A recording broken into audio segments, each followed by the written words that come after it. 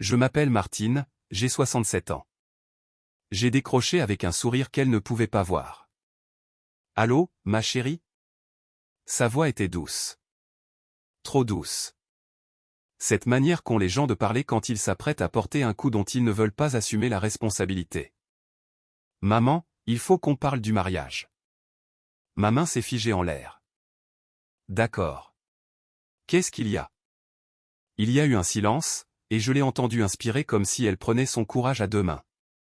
Les parents de Ryan, ils veulent que la cérémonie ait une certaine tenue. Quelque chose de très chic, très épuré. Ils pensent que ce serait peut-être mieux si tu ne venais pas. Pendant une fraction de seconde, tout en moi s'est immobilisé. La maison a semblé devenir plus lourde, comme si les murs s'étaient rapprochés pour écouter. Elle a ajouté rapidement, ce n'est rien de personnel. Ils ont juste une vision très précise. J'ai serré le téléphone plus fort. Et tu es d'accord avec eux? Nouvelle inspiration, nouveau silence. C'est pour que cette journée soit parfaite. Ils veulent une cohérence totale. Cohérente. Le mot est resté suspendu entre nous, une journée sans fausse note, ce qui m'incluait. Je me suis affaissé contre le plan de travail, laissant le poids de ces mots m'envahir.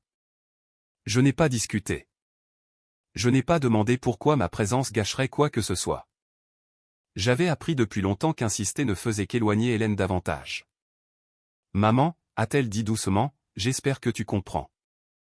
J'ai ravalé la boule qui me nouait la gorge. Je comprends. Ça rend les choses plus faciles, a-t-elle murmuré. Plus facile pour elle. Certainement pas pour moi. Nous avons raccroché sans ajouter grand-chose.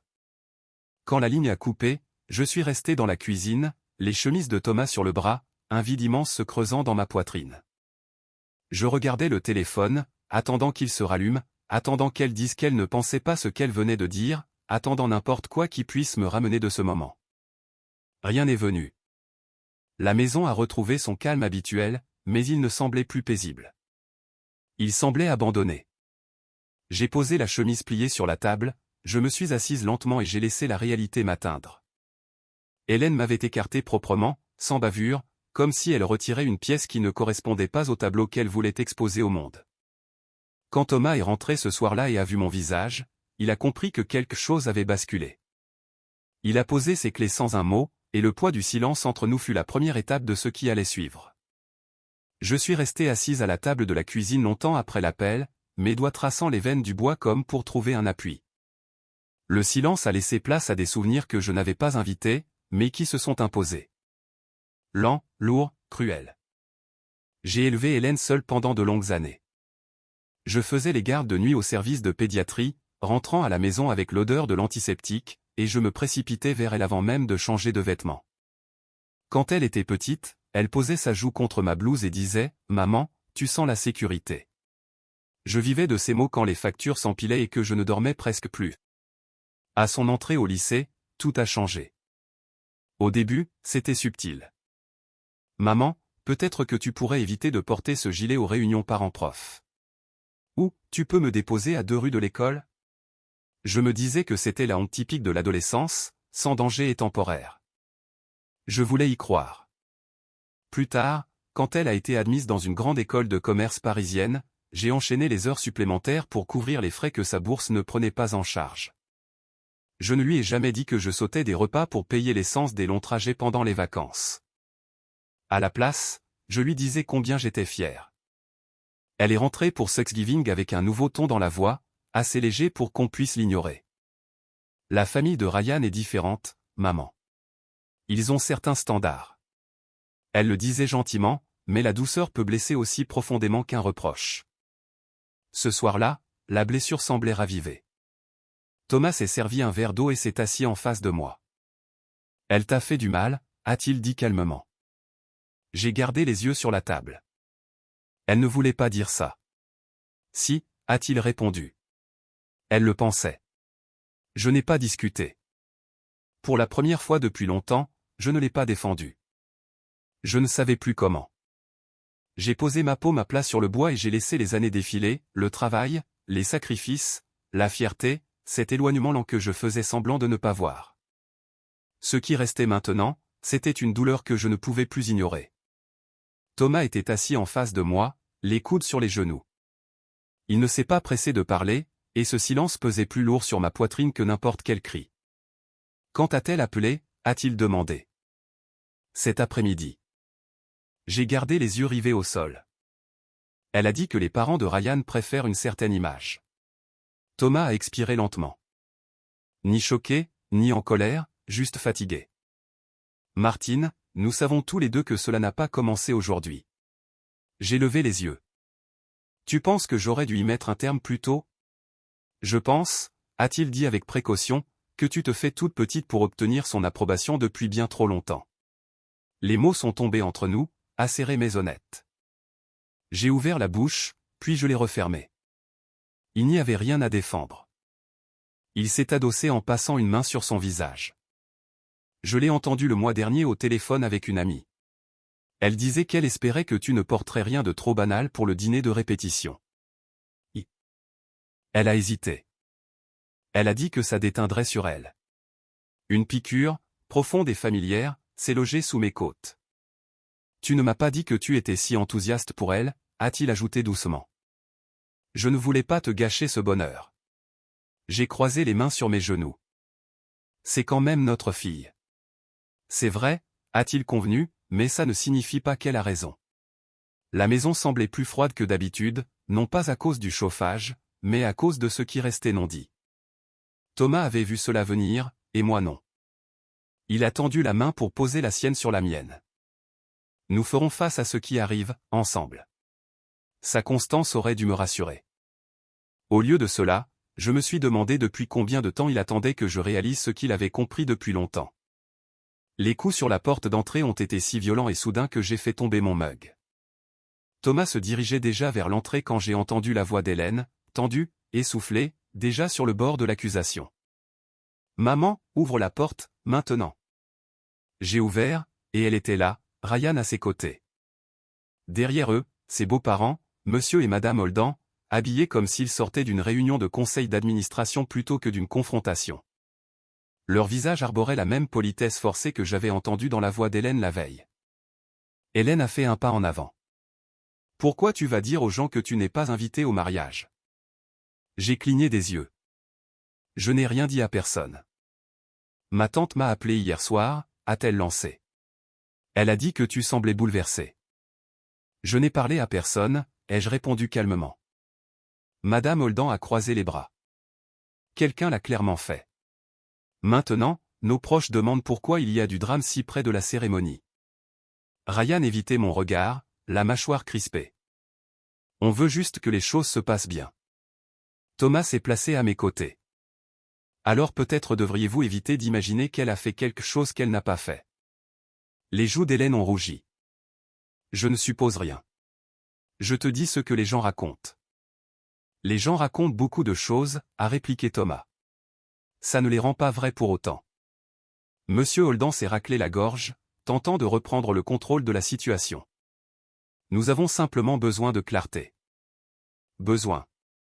Si Martine a des préoccupations, elle devrait les exprimer directement, pas via la famille élargie.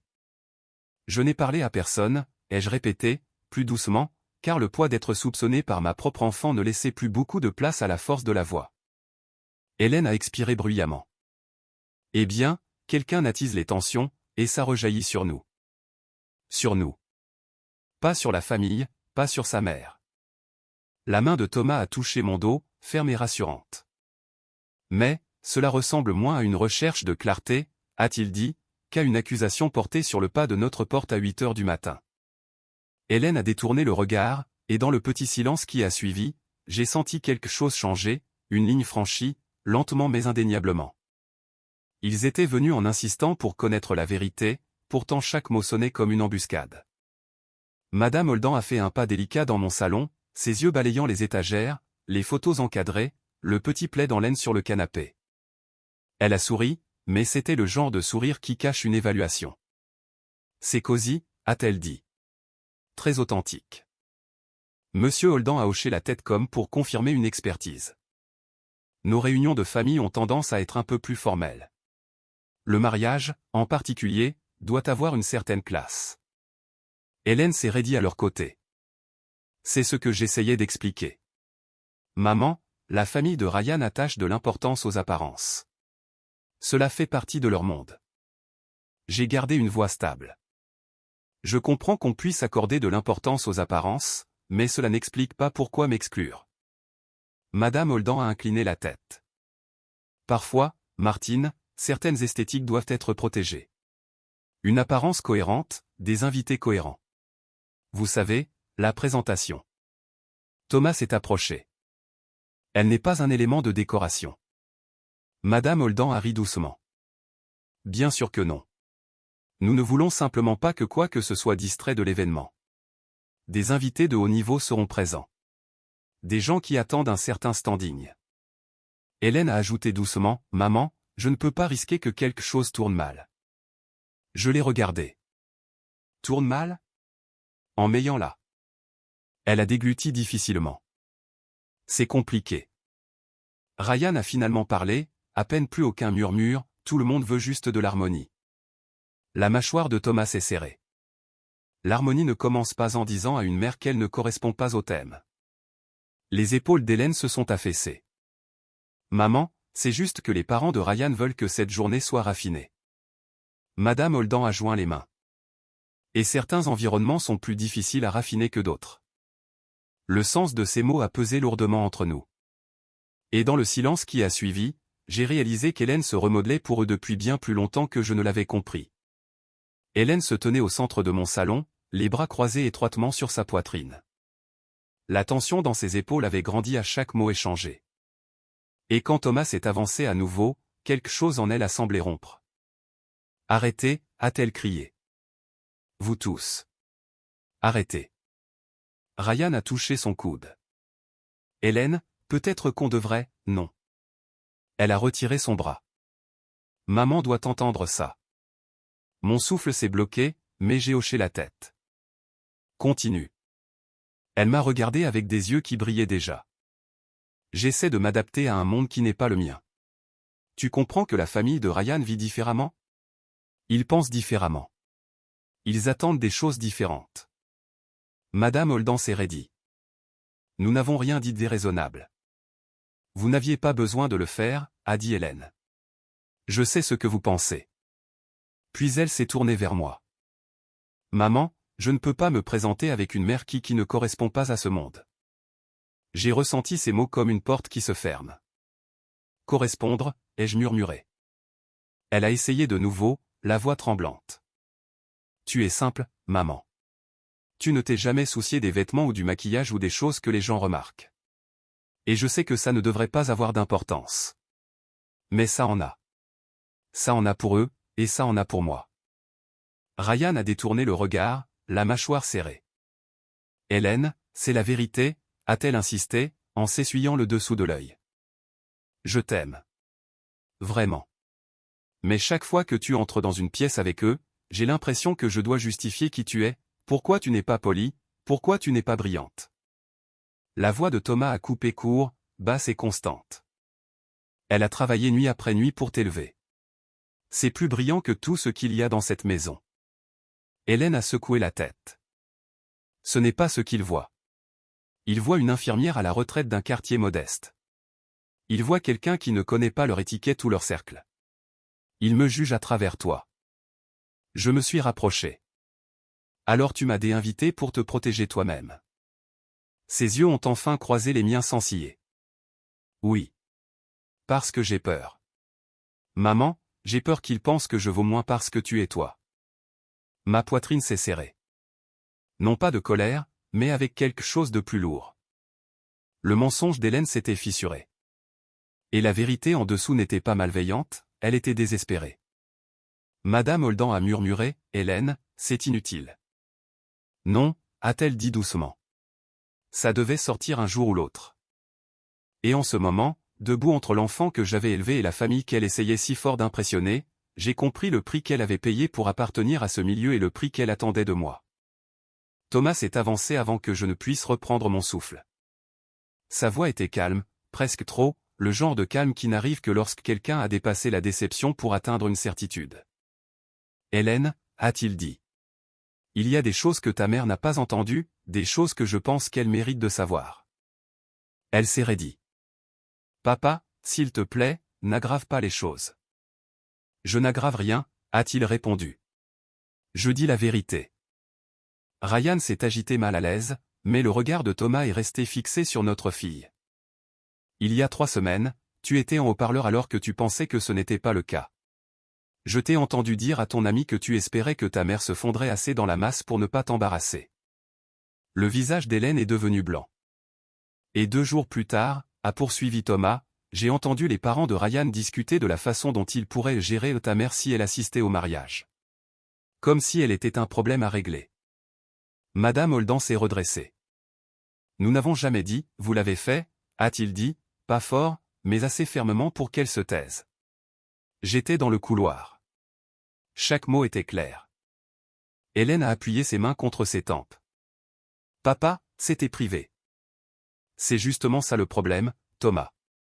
Il a fouillé dans le petit tiroir de la console d'entrée et a sorti une pochette agrafée. Il l'a posée sur la table basse avec une finalité tranquille. Qu'est-ce que c'est, a demandé Ryan. Les justificatifs de paiement pour le mariage, a dit Thomas. Le domaine, les acomptes du traiteur, le consultant design, le service de transport, tout est à mon nom. Chaque arrangement lié à ma signature. Hélène a cligné des yeux rapidement. Pourquoi tu ferais ça sans me le dire?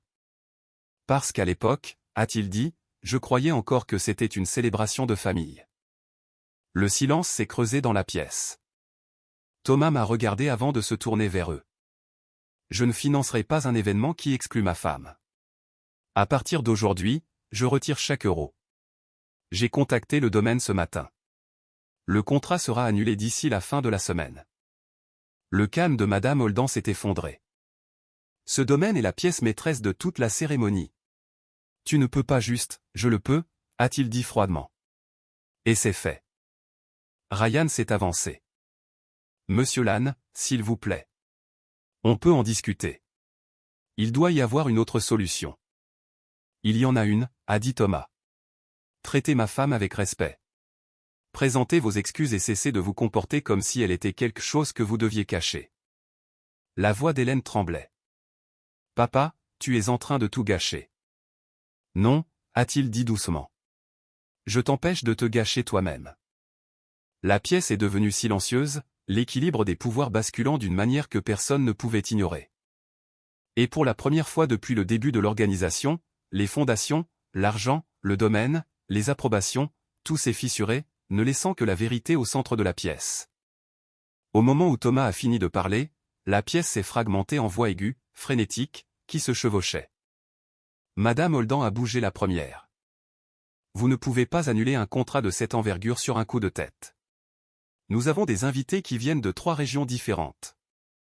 Ce n'est pas un coup de tête, a répondu Thomas. C'est une limite. Monsieur Holden s'est avancé. Nous avons investi du temps, des relations, des attentes. Thomas l'a coupé. Mais pas un seul euro. Chaque facture nous est revenue. Ryan regardait entre ses parents et Hélène, déchiré. Peut-être qu'on peut négocier quelque chose? Reporter? Ajuster le plan? Il n'y a rien à négocier, a dit Thomas. La décision est prise. Hélène s'est tournée vers moi, les yeux rouges de panique. Maman, dis quelque chose. Dis-lui que c'est trop. J'ai soutenu son regard, ma voix stable. Je ne lui demanderai pas d'annuler sa décision, pas cette fois. Elle a dégluti difficilement. Tu me punis. Je reste debout, là où je suis, ai-je dit doucement. C'est toi qui t'es éloigné. Elle a pressé ses paumes l'une contre l'autre comme pour contenir la peur qui montait en elle. Tout s'écroule. Tu ne comprends pas à quel point ce mariage est important. Thomas a répondu avant que je ne puisse le faire, un mariage devrait être important à cause de ceux qui se marient, pas à cause de ceux qui pourraient nous regarder. Madame Holden a expiré bruyamment. C'est exactement le chaos que nous espérions éviter. Un chaos que vous avez aidé à créer, a répliqué Thomas. Ryan s'est frotté le front. Hélène, on devrait y aller. Il faut qu'on repense à tout. Je ne peux pas repenser toute ma vie en une matinée, a-t-elle murmuré. Tu l'as déjà fait, a dit Thomas. Quand tu as décidé que les apparences comptaient plus que ta mère. Le visage d'Hélène s'est effondré, non plus de colère, mais de quelque chose de bien plus incertain. Elle m'a regardé comme si elle me voyait clairement pour la première fois depuis des années. Je ne voulais pas te faire de mal, a-t-elle dit doucement. Je sais, ai-je répondu, mais tu l'as fait. La pièce est retombée dans le silence. Celui qui n'arrive que lorsqu'il ne reste aucune image à protéger et aucune histoire derrière laquelle se cacher. Ryan a touché son bras doucement. Rentrons à la maison. Hélène a hoché la tête lentement, ses yeux ne quittant jamais les miens. Puis elle s'est retournée et les a suivis, chaque pas hésitant. Comme si elle ne savait plus à quel monde elle appartenait. Des semaines ont passé avant que la maison ne semble redevenir normale. Même alors, le calme n'était pas le même que celui que j'avais connu auparavant. Il était plus doux désormais, non plus rempli de la tension d'attendre qu'Hélène appelle ou de la peur de ce qu'elle pourrait dire. Thomas veillait sur moi, sans jamais m'étouffer, juste présent. Parfois, il s'asseyait à côté de moi sur la terrasse et ne disait rien. Et d'une certaine manière, cela aidait plus que n'importe quelle assurance. Un soir, alors que je triais de vieux albums photos, mon téléphone a vibré. Un message d'Hélène, est-ce qu'on peut se parler un jour? Pas maintenant, mais bientôt. J'ai fixé les mots pendant un long moment. Thomas a jeté un œil depuis son fauteuil. Tu ne dois de réponse immédiate à personne, a-t-il dit. Je sais, ai-je répondu. Et c'était vrai. Pour la première fois, je le savais vraiment. J'ai attendu 2 jours avant de répondre, oui, quand tu seras prête. Une semaine plus tard, elle est venue seule. Pas de fiancé. Pas de beaux-parents. Elle est restée sur le pas de la porte comme une visiteuse incertaine d'être la bienvenue.